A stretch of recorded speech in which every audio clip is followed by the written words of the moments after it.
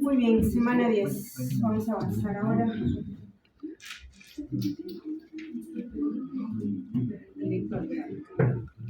Contenidos de la semana 10.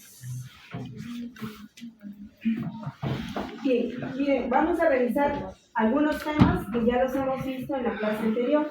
Entonces vamos a seguir hablando de algunas generalidades. Estructura, miren, celular bacteriana, de los hongos y de los virus. De hecho van a ver algunas cosas que ya las hemos tratado, pero bueno, nuestra clase nos indica que hay que como repasar algunos temas y introducir algunos nuevos que no los hemos hablado de estos tres grupos de parásitos. Muy bien, vamos a entrar con la estructura celular bacteriana. ¿Okay? Entonces, miren, las bacterias, esta es una figura de una bacteria, quizás una bacteria típica, y como vamos a estudiar su estructura, entonces vamos a dividir esas estructuras en estructuras obligadas y en estructuras facultativas. Obligadas quiere decir que siempre, sí o sí, para que sea bacteria, tienen que estar presentes, que si no están presentes no es posible la vida de esa bacteria. Y las facultativas quiere decir que tal vez algunas bacterias las puedan tener y otras no. Son facultativas, pero que de esas estructuras no depende la supervivencia de la bacteria. ¿Okay? ¿Cuáles serían estructuras obligadas? Todas las que vemos de este color. Miren, la membrana plasmática. De hecho, si no hay membrana, no hay célula. Entonces, es obligado. Además, por fuera de la membrana, debería toda bacteria tener su pared celular. Sin pared celular, la bacteria no puede vivir. ¿Okay?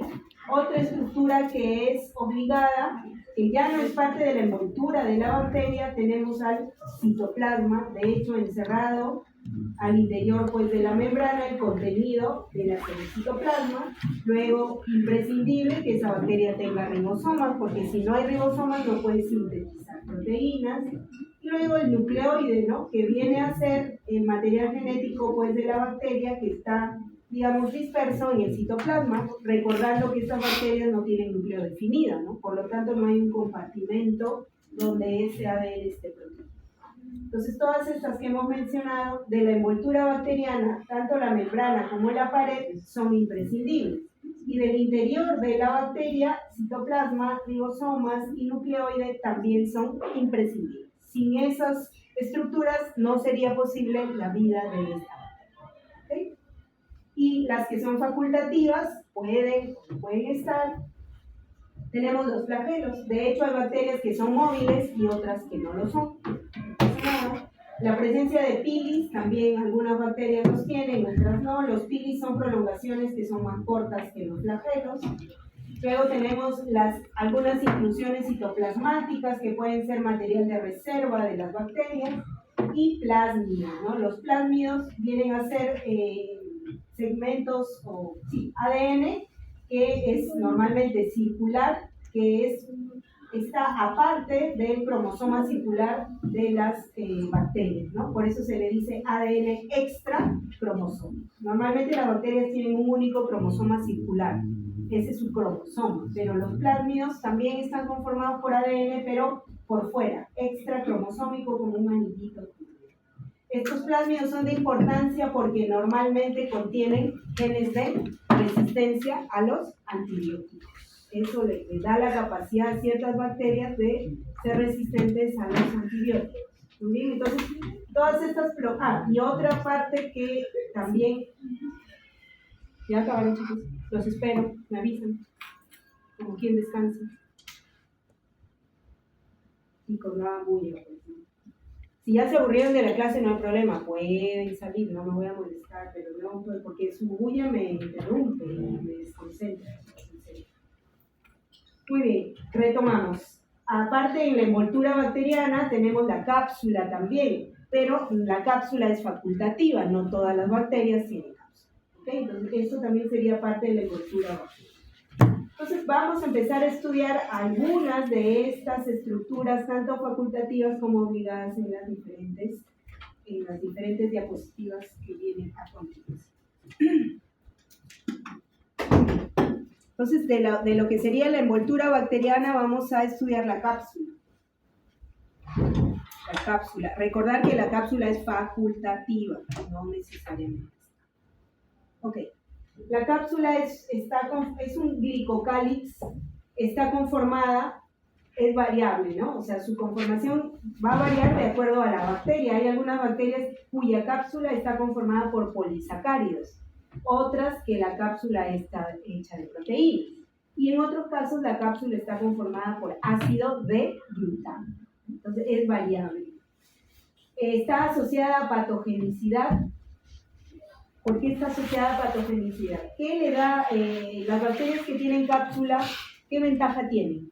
Teniendo en cuenta el sistema inmune de nosotros. ¿Resistencia a qué? A la fagocitosis, ¿no? Resistencia a la fagocitosis. Entonces, por eso es que está asociada a patogenicidad. De hecho, la cápsula es un factor de virulencia, porque si resisten la fagocitosis, entonces si nos infecta una bacteria capsulada, ese mecanismo de defensa de nuestro organismo no va a funcionar, tendrán que ser otros. ¿Okay? Algo importante con la cápsula, miren, normalmente la cápsula no se puede teñir con la tinción Gram, ¿no? ¿Con qué la teñimos? Hace ratito lo hemos visto, con tinta china. ¿Por qué? Porque la cápsula no permite que penetren los colorantes del CP Gram. ¿Okay? Entonces no se puede teñir con Gram, pero sí se puede, no teñir, pero resaltar con la tinta china, porque recuerden que hemos dicho que la tinta china no tiñe la cápsula, solo la resalta. Lo que tiñe es el fondo, ¿no? Algo como lo que ven. ¿Bien? Entonces se puede resaltar con tinta china, no se tiñe con Gram. ¿Bien? Funciones. La cápsula también constituye una estructura de adherencia para ciertas bacterias, ¿sí? Adherencia, también les brinda resistencia inmunitaria, por ejemplo, relacionado a lo que ustedes me han dicho, que impide la fagocitosis. También en muchos microorganismos, como lo vamos a ver en Streptococcus pneumoniae, le da la capacidad de atravesar la barrera hematoencefálica. ¿Sí? Y también les brinda, miren, resistencia a los antibióticos, ¿no? Entonces los antibióticos, como es una cobertura extra que tiene la bacteria, impide que los antibióticos puedan llegar al interior de la célula, a la pared o a la membrana, que es donde puede, o a los ácidos nucleicos. Entonces les brinda resistencia antibiótica. Esa sería la cápsula. Entonces recuerden que la cápsula es una estructura externa que es facultativa.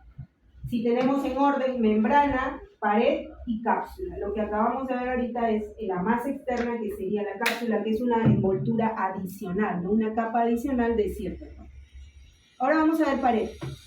Pared celular, esto lo hemos hablado la semana pasada, mayoritariamente compuesta de peptidoglicano. El peptidoglicano también es llamado mureína, ¿sí? El peptidoglicano se asemeja a una malla, está compuesta por largas cadenas de moléculas alternadas de dos polisacáridos. NAC que significa N-acetilglucosamina, y NAM, N-acetilmuramina.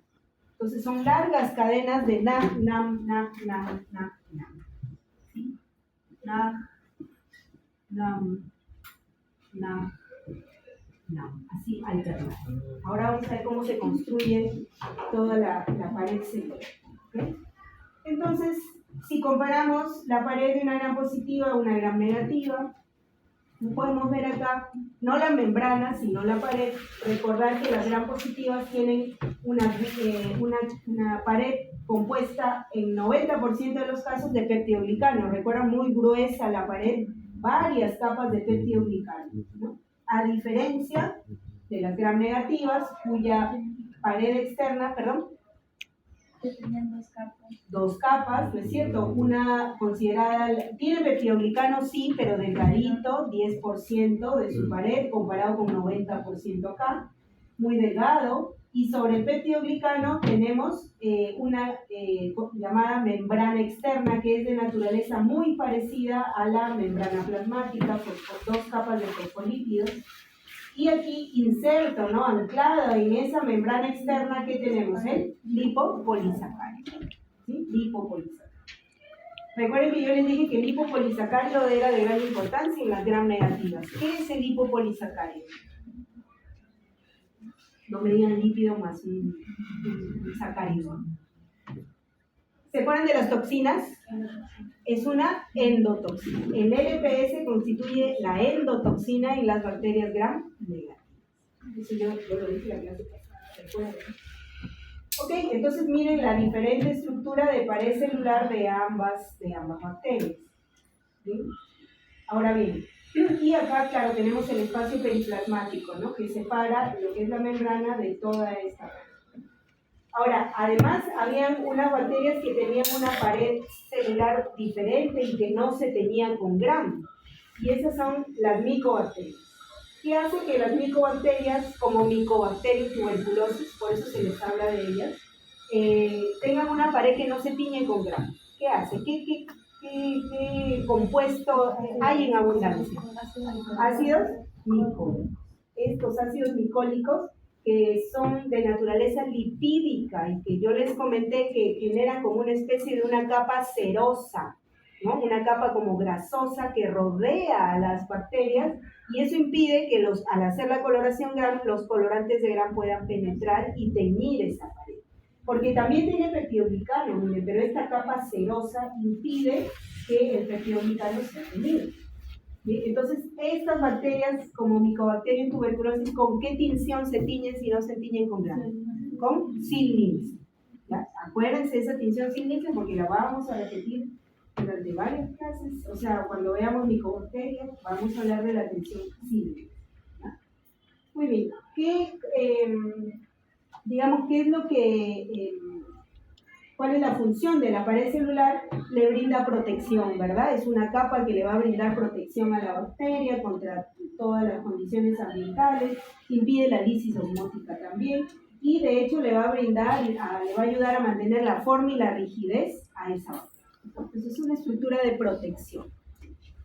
Aquí, en las siguientes diapositivas, vamos a ver cómo se sintetiza ese famoso peptidoglicano.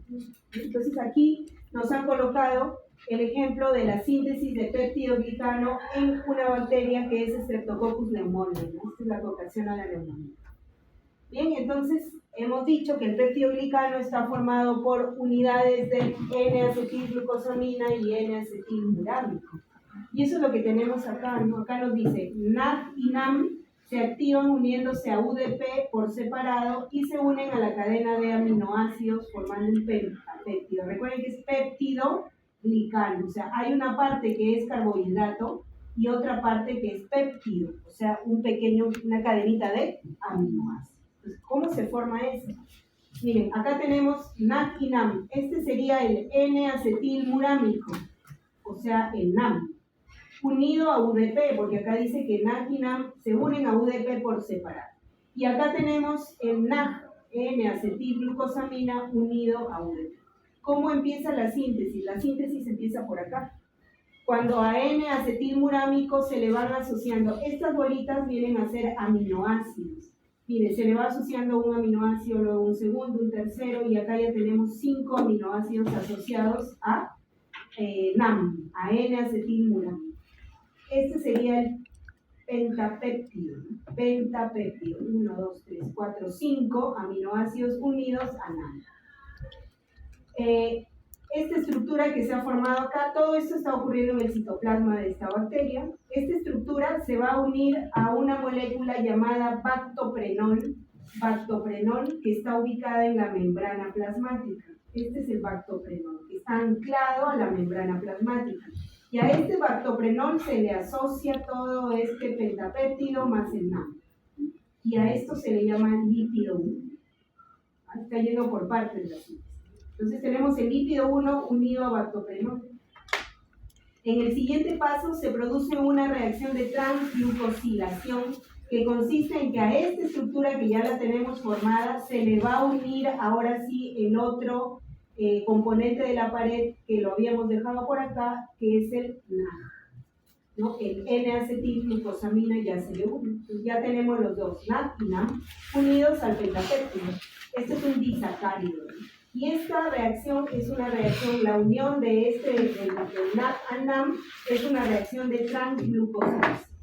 Entonces dice, NAM pentapéptido se une a bactoprenol en la membrana y luego une NAG con NAM pentapéptido.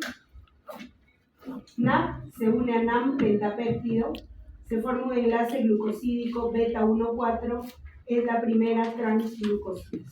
Entonces aquí se ha unido NAG a NAM y acá NAM tiene su colita de su pentapéptido. ¿Qué sucede a continuación? A continuación, toda esta estructura, este disacárido con el péptido, va a ser traslocado hacia el periplasma. Entonces, ¿quién lo trasloca? Una flipasa, que la tenemos por aquí. Trasloca toda esta estructura hacia la parte de acá abajo, que ya sería el periplasma. ¿Okay? Ya la tenemos traslocada, porque recuerden que este es el péptido glicano que se tiene que formar hacia fuera de la membrana plasmática. Y aquí afuera ocurren más reacciones de transglicosilación para seguir haciendo que crezca el péptido. Ya no quedarnos acá, sino ir sumando más unidades. Entonces aquí vemos que a esto que se había traslocado ya se le acaba de sumar otro disacárido con su péptido. Entonces hay una nueva reacción de transglicosilación, ¿no? Entonces se van a ir formando este tipo de estructuras. Acá, y nuevamente NAG más NAM, ¿no? Entonces estas cadenitas, esta cadena de NAG, NAM, NAG, NAM, cada una con su pentapéptido, se forman por gluco o glico, dice gluco, pero es lo mismo, gluco o glicosilación, Entonces acá hay una primera reacción transglucosilación. Transglucosilación para ir formando toda esta cadena. Pero el péptido glicano no es solamente una cadena así, son varias cadenas de esto. Entonces acá tenemos que tener NAG, NAM, NAG, NAM, y así sucesivamente. Y acá abajo más NAG, NAM, NAG. Entonces se van a ir formando varias cadenas para que se pueda formar, por ejemplo, la pared de una gran positiva que es muy gruesa, son varias capas. Entonces, ¿cómo se van a unir estas cadenas? Aquí, todas con su pentapéptido. Ahora lo que falta es unir una cadena así lineal con otra. Entonces, allí que se van a formar puentes cruzados, algo así, para poder unir ahora estas cadenas. A esta reacción se le llama transpeptidación. Porque esas reacciones, yo lo dibujé mal, pero esas reacciones se van a producir entre los péptidos de las dos cadenas. Transpeptidación, ¿no? Van a ir uniendo péptidos, así como formando puentes entre los péptidos de las dos cadenas, y por eso se llama transpeptidación. Entonces, ¿cómo se forma el péptido glicano? Por varias reacciones de transglucosilación y por reacciones de transpeptidación. Eso es lo que se intenta explicar acá. Entonces nos dice, se genera transpeptidación con el péptido preexistente y se elimina un D-ala, esto es alanina, ¿no? Entonces, por aquí cuando se formen los puentes cruzados, miren, acá tenemos una primera cadena y una segunda cadena, y aquí vemos estos puentes cruzados que van a unir dos cadenas, ¿no? Ese puente cruzado, miren, se forma entre los péptidos, ¿no? Entre los péptidos, y muchas veces cuando se forma ese péptido, ¿qué se libera? El último aminoácido acá, que generalmente es alanina. Puede haber un puente directo, como lo que vemos acá, entre los dos péptidos, o puede haber un puente de tipo indirecto en el cual se insertan más aminoácidos para formar este enlace entre los pentapéptidos. Eso se ve mejor en la siguiente diapositiva. Acá tenemos, para el caso de gran positivas, En las bolitas de colores serían NAM, NAM, NAM, NAM, NAM, NAM, y estas estructuras que están acá serían los puentes que hacen la reacción de transpeptidación.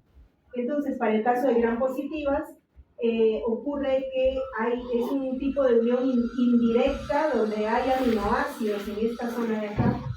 En el caso de gram negativas, el puente es directo y no hay aminoácidos.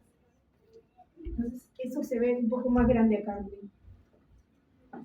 Acá tenemos una cadena, acá otra, es más o menos lo que yo estaba intentando representar acá. Y tenemos los puentes cruzados que se producen por transpeptidación para ir uniendo varias cadenas de peptidoglicano.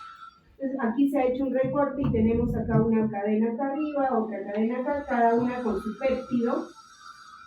Recuerden que estas cadenas se forman por transglucosilación y los puentes que van a unir a esas cadenas se forman por transpeptidación. Entonces, ese puente se forma entre los péptidos, ¿no?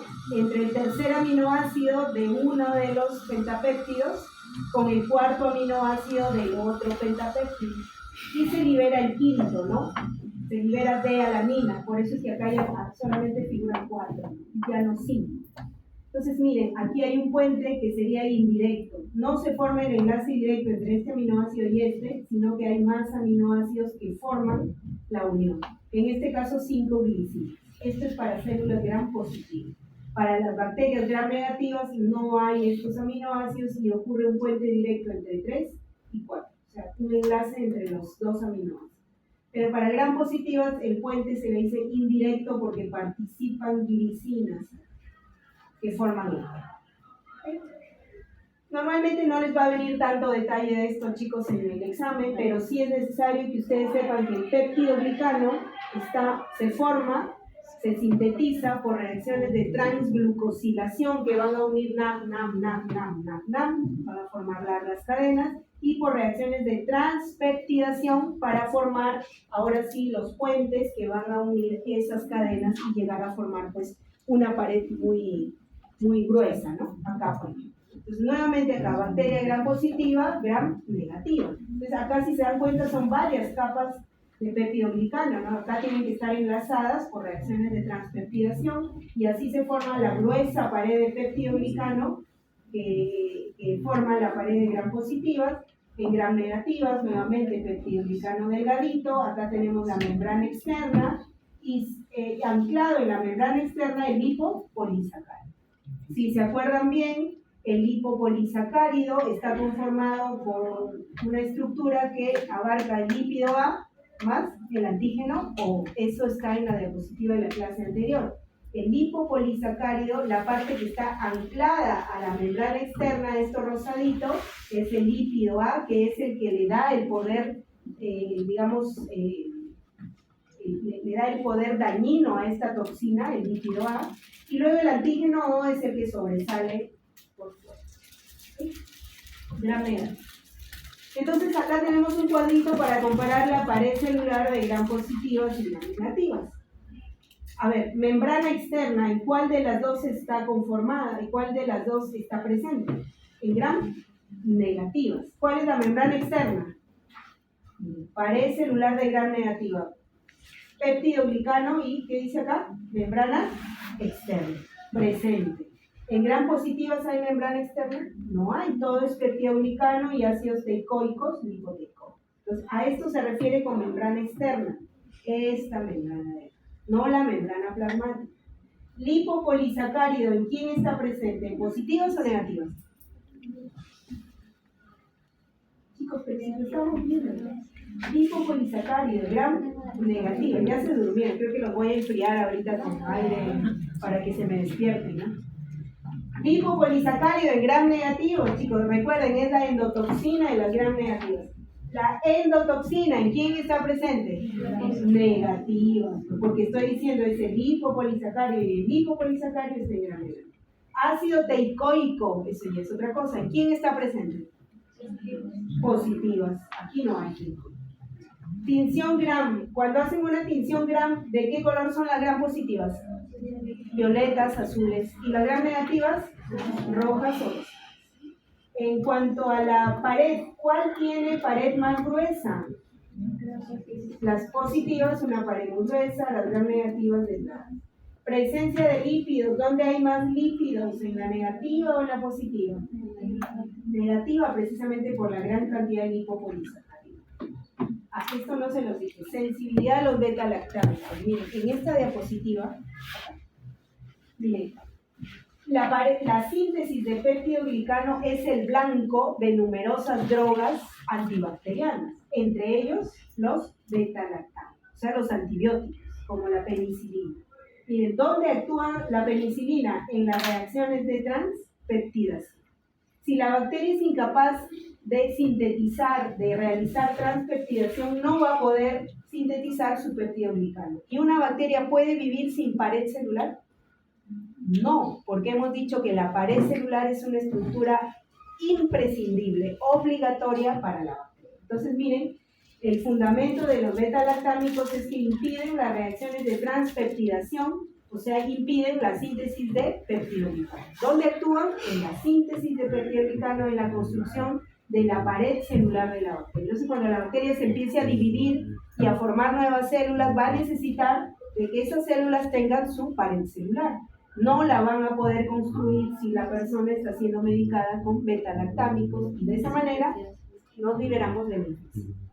Otros medicamentos como la vancomicina, ¿en qué interfieren? Otro antibiótico, interfieren en reacciones de transglicosilación.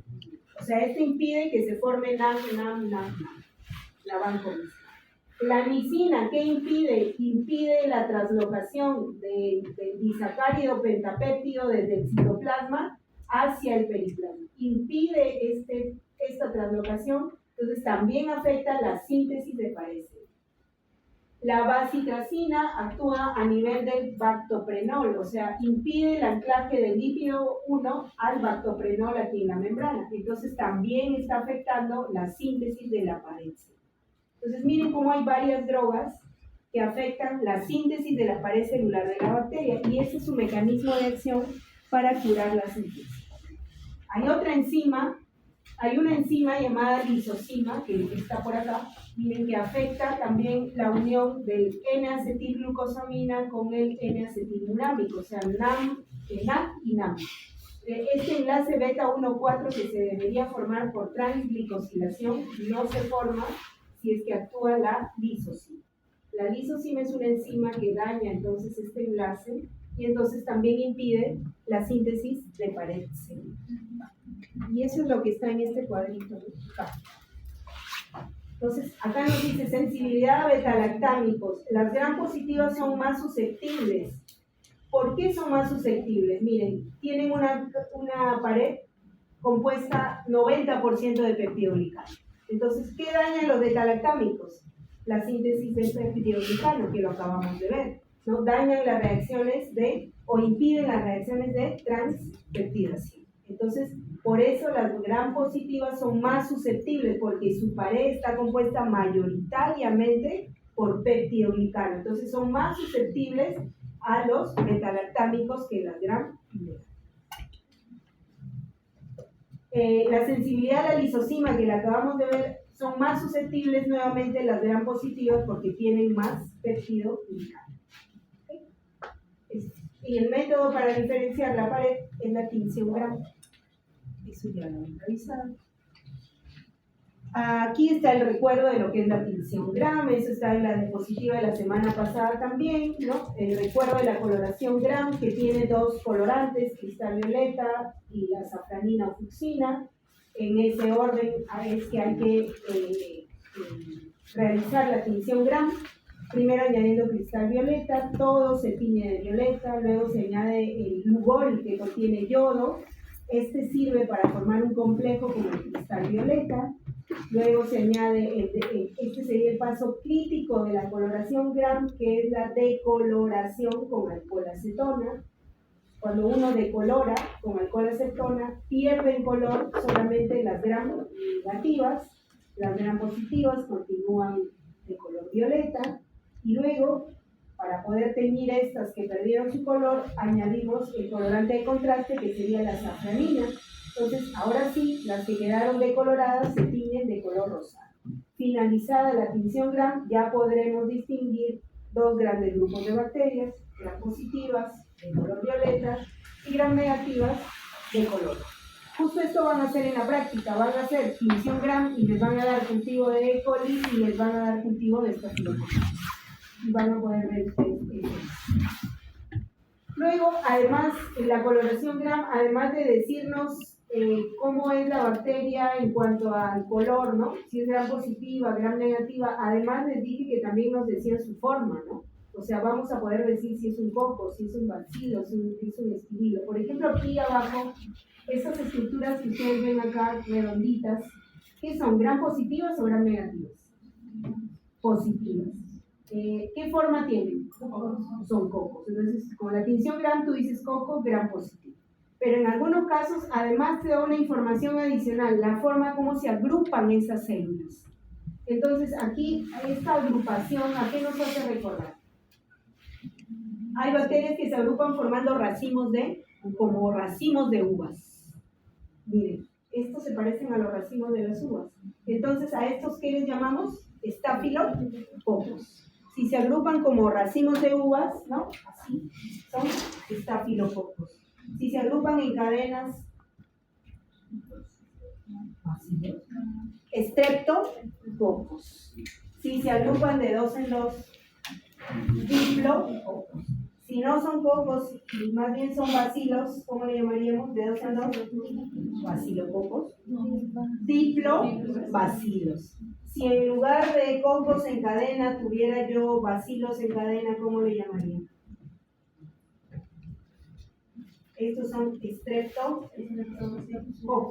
¿Estos qué serían? Estreptobacilos. Entonces, ¿qué estamos viendo? Diferentes maneras como se agrupan las bacterias. No estamos hablando de la forma necesariamente, ¿no? Entonces, ¿qué me da la tinción gram? Me dice si la bacteria es gram positiva o gram negativa por su color. ¿Qué más me da? La forma. Coco, bacilo, espirilo, vibrio. ¿Y qué más me puede dar? La manera como se agrupan algunas bacterias. En cadenas, de 2 en 2, de 4 en 4, en racimo de uvas. Todo eso me va a indicar la coloración. ¿Ya? Muy bien. ¿Listo?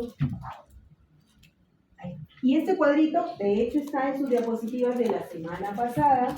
Dijimos que habían algunas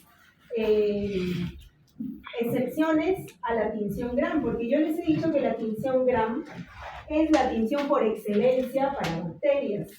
La tinción gram, recuerden que lo que tiene es la pared celular, no la membrana, sino la pared. Entonces, hay excepciones.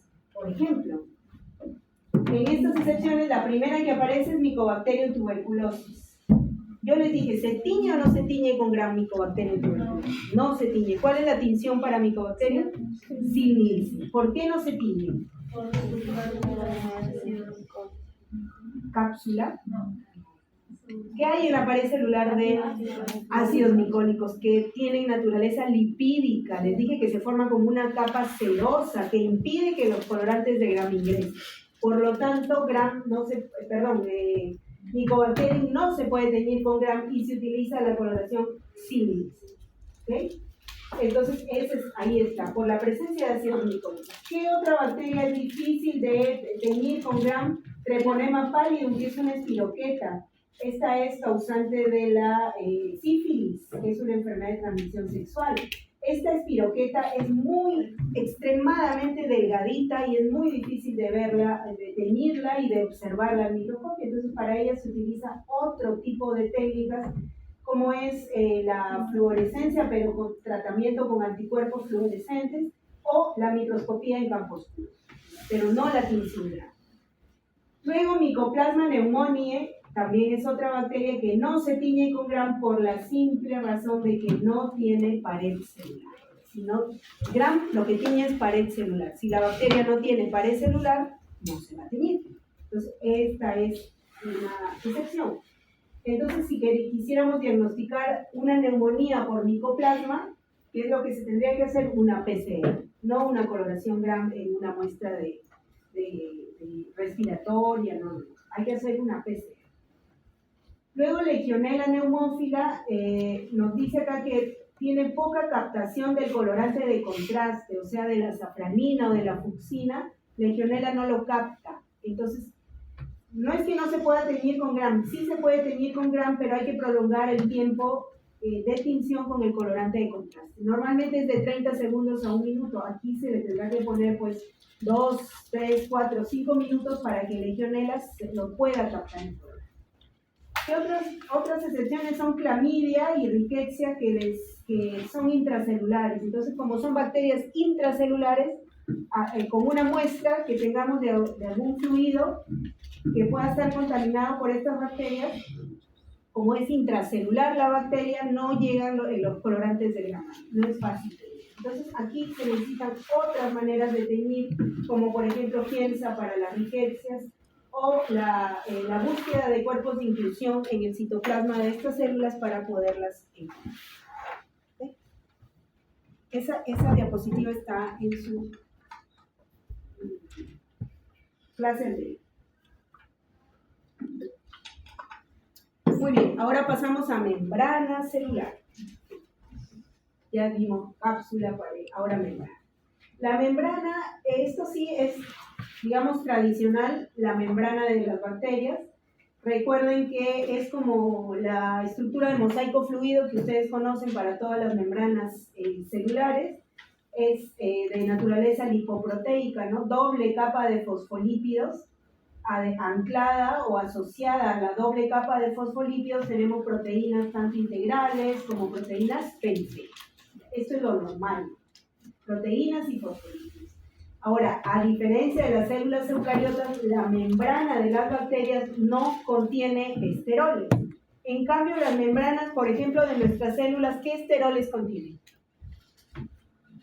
Membrana plasmática de la célula animal, ¿qué tipo de esteroles contiene? De nuestras células. No se acuerdan. ¿Colesterol les suena? ¿Sí o no que nuestras membranas tienen colesterol? Ya, pues ese es un esterol, ¿no? ¿Okay? No tienen. ¿Okay? En cambio, las bacterias no tienen esos esteroles. ¿Ya? En el caso de los hongos que son eucariotas, por ejemplo, ahí no hay colesterol. Hay otro... Ay, sí, no. Ya, ahorita lo vamos a ver, pero hay otro esterol. ¿Okay? Ergosterol.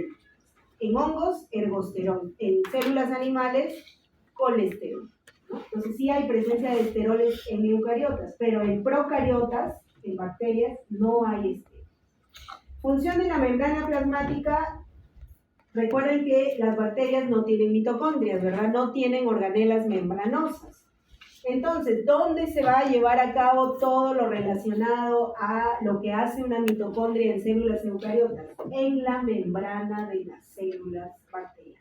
Allí se encuentran las enzimas para el transporte de electrones y para la fosforilación oxidativa, porque muchas bacterias son aerobias. Entonces, como no tienen mitocondrias, ustedes saben que al interior de las mitocondrias está todas las enzimas del ciclo de Krebs, ¿verdad? De la cadena de transporte, de todos los complejos de transporte de electrones, y la misma fosforilación oxidativa se da al interior de mitocondrias. Pero como acá no hay mitocondrias, ¿dónde se encuentran? ¿Dónde se realizan los procesos? A nivel de membrana plasmática. Además, la membrana plasmática se puede invaginar para formar estas estructuras que se llaman mesosomas, que participan en la división celular. Entonces, si tenemos una bacteria, muchas veces su membrana se puede invaginar de esta forma y de esta forma para participar en la división celular. O también cuando veamos esporas, vamos a ver que se forman mesosomas también para poder luego formar esporas, ¿no? Hay bacterias que son esporuladas y que requieren entonces aislar el material genético para formar una espora, y lo hacen a través de la formación de mesosomas. Eso lo vamos a ver. Los mesosomas son invaginaciones de la membrana que se producen, por ejemplo, para división celular o también para los procesos de esporulación. Ahora vamos a hablar de estructuras facultativas, como los flagelos. Los flagelos son de naturaleza proteica. ¿Cuál es la proteína que compone los flagelos? Facilito, la flagelina. ¿Sí? Tanto las bacterias gram positivas como las gram negativas pueden tener flagelos. No es obligatorio que los tengan, solo algunas lo tienen. Entonces, si hay bacterias que tienen, por ejemplo, podemos clasificarlas por el número y la posición de los flagelos.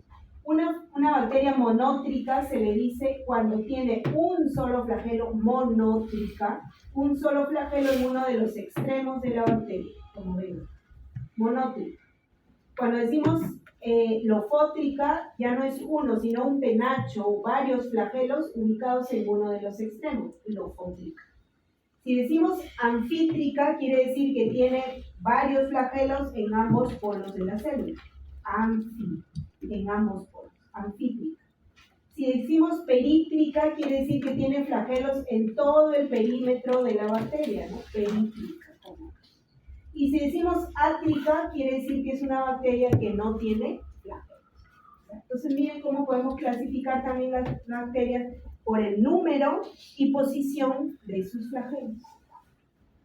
Ahora, en cuanto a la estructura misma del flagelo, este va a variar dependiendo si se trata de una bacteria gram positiva o gram negativa. ¿Por qué? Porque en una gram positiva solamente tenemos membrana y pared celular muy gruesa. Entonces, la base del flagelo se tiene que anclar, ¿verdad? Este es el flagelo y se tiene que anclar a la membrana plasmática. Ese anclaje se llama cuerpo basal. Y ese cuerpo basal varía en su estructura dependiendo si es gram positivo o gram negativo.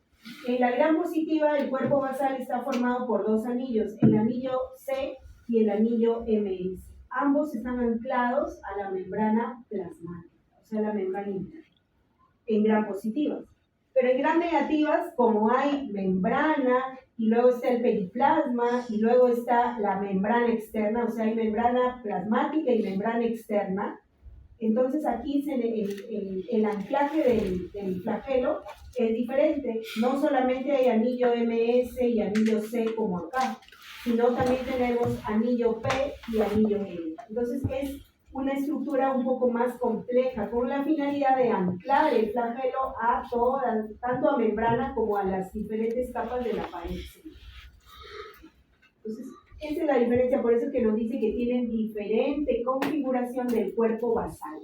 El cuerpo basal más anillos para anclar bien el flagelo a las gram negativas, menos anillos en gram positivas.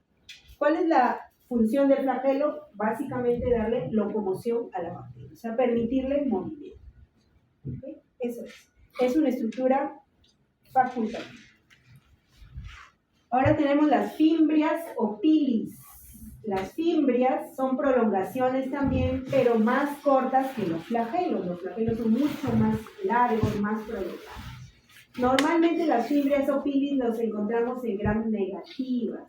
¿Y qué función pueden cumplir? Función para la adherencia. De hecho, cuando estuvimos viendo E. coli, vimos que E. coli tenía en sus fimbrias tenía adhesinas.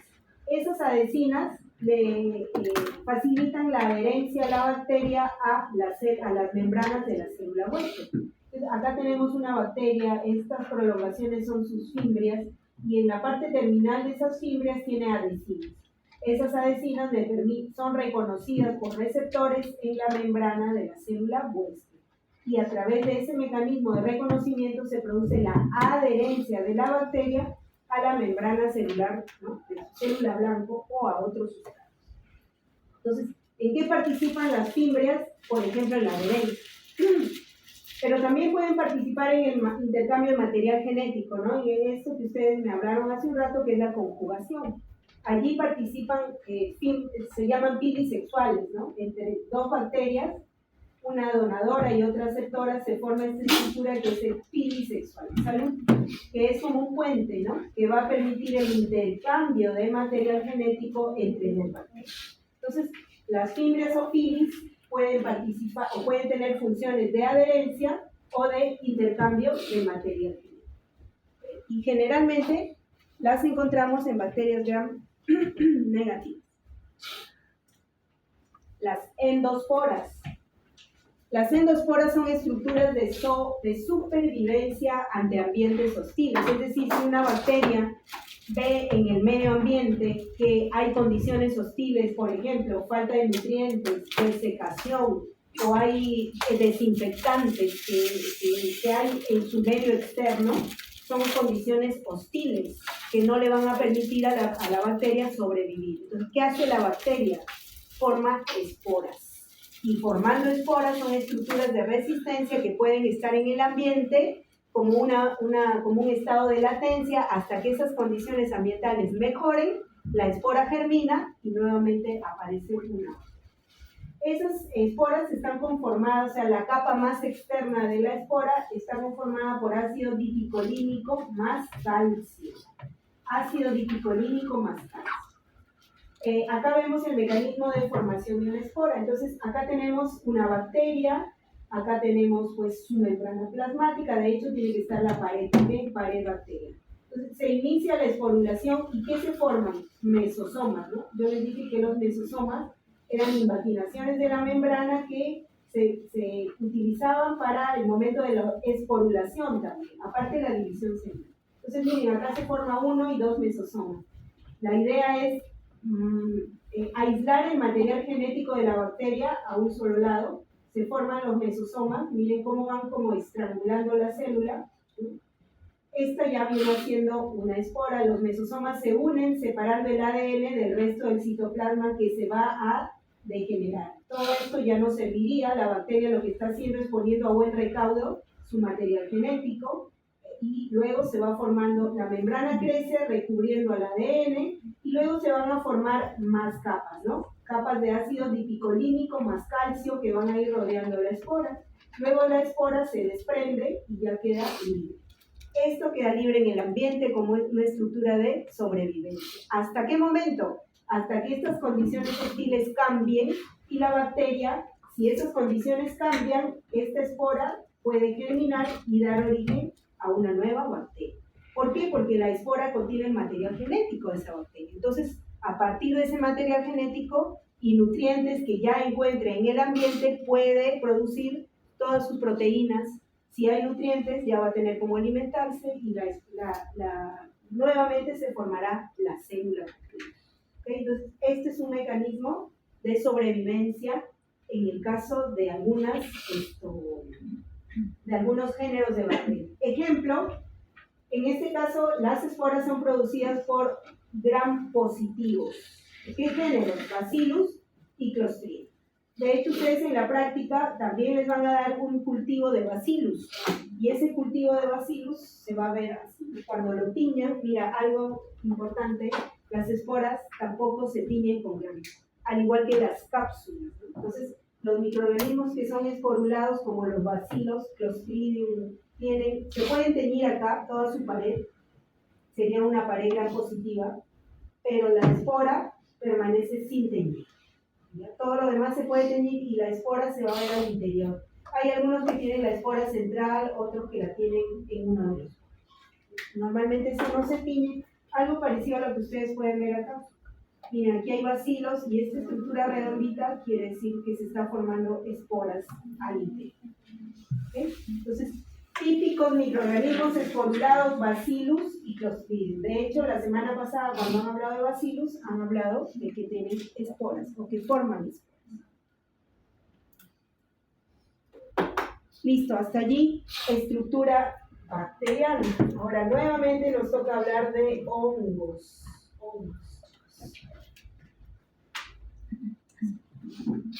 Muy bien. Estructura fúngica. ¿Los hongos son eucariotas o procariotas? Uy, a estas alturas ya deberían decir en coro. ¿Qué son? Eucariotas. Muy bien. Eucariotas, pues chicos. ¿Unicelulares o pluricelulares? Pluricelulares. Todos. ¿Seguros? ¿Perdón? También hay unicelulares. Muy bien. ¿Cuáles serían los unicelulares? Pero los acabamos de ver hace un rato en la parte que nos faltó de la clase pasada. ¿Cuáles son los unicelulares? Las levaduras. ¿Los pluricelulares cuáles serían? Los mohos, los filamentos. ¿Ya? Entonces hay uni y pluri. En cambio las bacterias todas son unicelulares. Esos son procariotas. Muy bien. Ahora vamos a analizar las estructuras de los hongos. Ok, vamos a empezar por la pared celular. Los hongos tienen una pared celular